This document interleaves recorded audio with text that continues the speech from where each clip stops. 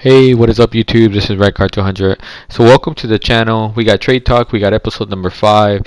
This is actually post crate era. We're into the blueprint era, and I'm going to go ahead and give you my advice. But if you haven't done so already, please subscribe to the channel. It tells me that 80% of y'all watch my videos but aren't subscribed.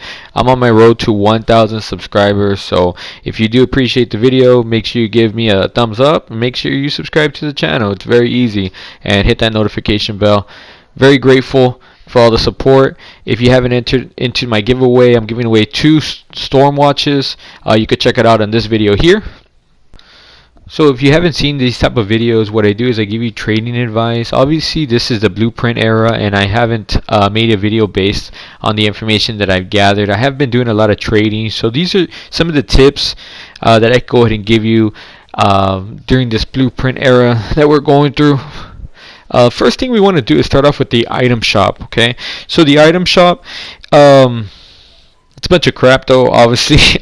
Honestly, because you can't trade anything, and I forbid to buy anything from the item shop because this is my mentality. Okay, why am I gonna spend more money and give it to the company when the company's over here screwing us over? Okay, so I feel like I should give it to the people that do trade, and obviously I'll make sure I get a better deal. Okay, so do not build anything, buy everything off of other people. Okay, that's the first very important tip that I could give you, because we're supporting each other, not necessarily the company. Okay, so don't build things, buy it off people that already built it for you, and obviously you get it at a cheaper price. Okay, so I don't understand the mentality that we have that we're gonna spend 2,200 credits or 2,200 credits, and then we're gonna sell it for like 1,400 credits. Okay, just like, what are you doing?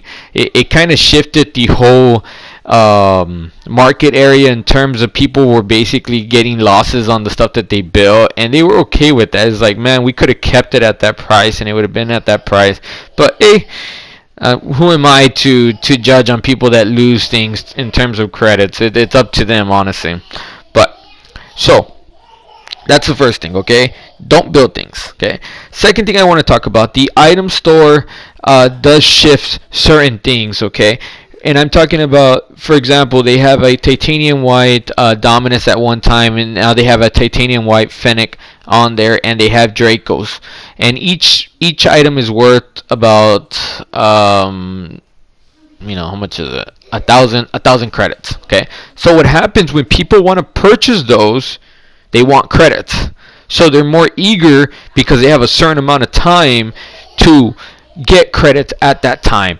So if you have a popular item on the item shop, what happens to the trade market is that people are more willing to take deals because they have a certain amount of time in order to get that money that they want for that item.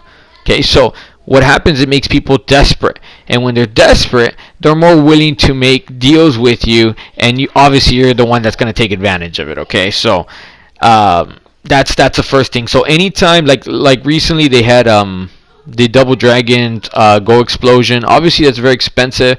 They had titanium white Zombas on there, and during those times I took advantage of some deals that people had. Okay, I'm not a bad guy, guys. Okay, I'm giving the people what they want. Obviously, I'm always gonna lowball. That is just the mentality that I have, that I'm not gonna pay full price for an item. I don't know how desperate you are, so I'm gonna offer you something smaller than what I'm willing to give you, and then we'll kind of negotiate right in the middle. So, if you haven't seen my other trade talk videos, I talk about it. Don't get upset if I lowball you. It's just part of business, okay? And if you get upset, then obviously you've lost, because if you're not willing to trade with me, then someone else is definitely will, because there's so many traders out there, and I'm not, I'll keep my credit. That's no big deal. But that does shift the market in terms of people wanting credit when there's a very important or valuable item that obviously people can afford. They're willing to buy it cheaper off the item shop. Then obviously that means that they want credits, and they want credits from who? From you. And now you can take advantage of it. Okay, that's tip number 2. Okay, hopefully you like that one. Tip number 3 that I could give you is you could lowball the item shop. Okay, if you have some of those items, and the way this is the way people think, and I've seen it because I've done a lot of trading, that people want to try out the item or they want to see it. The item shop allows them to view the item that they want to purchase. Okay, so when they view it, they have a good example of the way it looks, and that basically leads to more sales towards it, and that's why they let you view it. So when people view, like, let's just say like some wheels, they see it and they're like, oh yeah, the wheels look good. So what happens is that people go off and want to buy those items from other traders, so that is your opportunity to lowball the item shop. Okay, so these are some examples I could give from it that I've done personally myself. So I went ahead and sold these wheels like that. They're going for 300 in the item shop. I went ahead and sold them for 200. Obviously, you got to go a little cheaper. And you might ask, why are people more willing to purchase from you than the item shop? Well, at the item shop, obviously, it's more expensive. And for two, you can't trade any of the items. So if you decide to get some money off of your purchase, you can't necessarily do that because you're stuck with that item. I sold the Finnick like this. Finnick was going for 500 at the item shop. I sold it for 450, even though at the time the Finnick was worth 400. On RL pricing.com, I believe. And I went ahead and sold my Spirals R2 like this because I was having some trouble finding a purchaser. And I went ahead and sold it. And I think the mentality is orange ones for 600 when I get titanium white ones. I did have to go for a loss. So if you're trying to make profit off any of those items, the new ones, it is really hard, and I don't necessarily think it's worth it. So that's just my advice I could give you. Kind of stay away from those items, titanium white SMBs, the Spirals R2, the titanium white Pixel Fire. Stay away from those things if you're trying to make profit off of those, because those items are really hard to sell. I'm assuming because a lot of people have them. Even though they're worth a certain amount, to find a person that wants it at that amount is pretty hard. So I would encourage you just kind of keep away from those items. So the fourth thing I want to talk about on this video is non-crate very rares. After the update hit, non-crate very rares, actually the price of them went up, and I'm assuming because we no longer have crates, so we kind of have to scratch our back with non-crate very rares because they're very similar to crates. So the price before with keys was 3 for a key, 3 non-crate very rares for 1 key. Now the price is least 50 credits. So in other words, 2 for 1 key, or 2 for 100 credits. And you could even find someone that is willing to go 60 credits for 1 non-crate very rare, or even 70.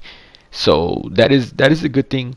Non-crate very rares are, the price is going up. So what that means in terms is that the octane price is going up. So if you actually have an octane, a painted ones, obviously you want to hold on to that because the price, I'm assuming, will continue to rise on those, and you want to kind of hold on to them. But if you do have an octane, good for you before the update, because now they're actually worth a lot more. And in terms of us making some credit, that's a good way to make credit. You could even find someone that's going off 70 credits. It'll take you some time. 60 for sure you could find someone, but 70, you got to be patient with it. Maybe 75, and then kind of go to have an even number of non-crate very rares. So that's a plus.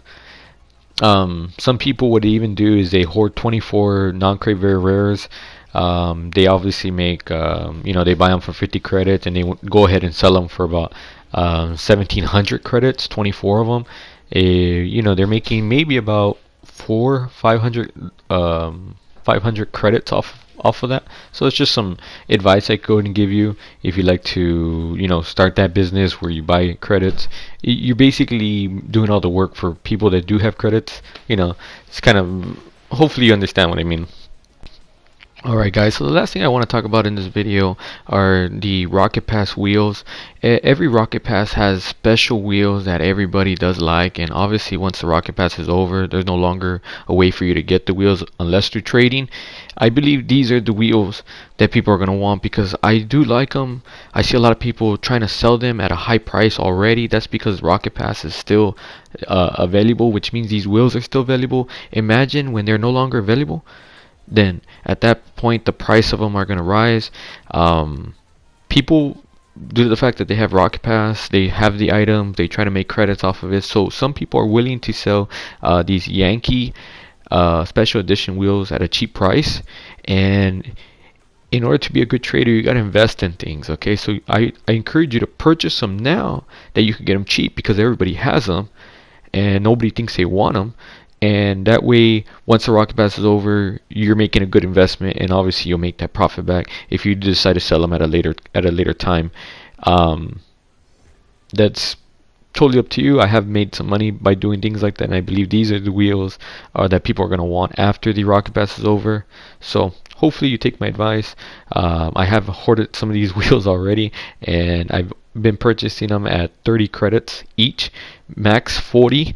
And some people are wanting to sell them at 200 credits, 300 credits, a titanium white one, but I'm only paying 30. Remember, it is an investment. Obviously, in the long term, I would gain that money back easily if I do have someone that is willing to purchase those credits, obviously at more. We'll see how much the price for them go up later on. But that's actually the last tip I could give you on this video here, guys. I appreciate all the support, guys. Make sure you give me a comment. Let me know you're enjoying the videos. Thanks for watching, and God bless you. So if you haven't done so already, you can subscribe to the channel. It's very easy. All you gotta do is push the button in the middle. If you want to check out why I hate blueprints so much, you want to check out the video on the left. Or if you're interested in trading and want to borrow a black market from me, you could check out my commercial video on the right. Appreciate all the support. Thanks once again.